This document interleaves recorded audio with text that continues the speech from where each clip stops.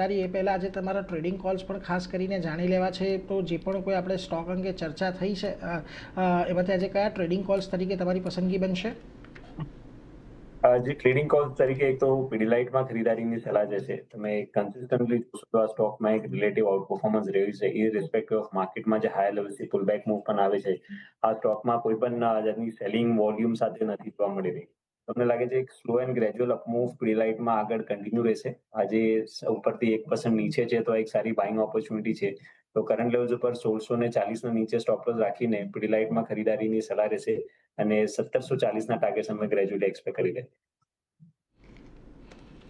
એટલે જો પીડી લાઇટમાં અહીંયાથી એક ખરીદારીની સલાહ છે. 1640નો સ્ટોપ લોસ, 1740ના લક્ષ્યાંક માટે તમે અહીંયાથી ખાસ કરીને ધ્યાનમાં રાખી શકો છો.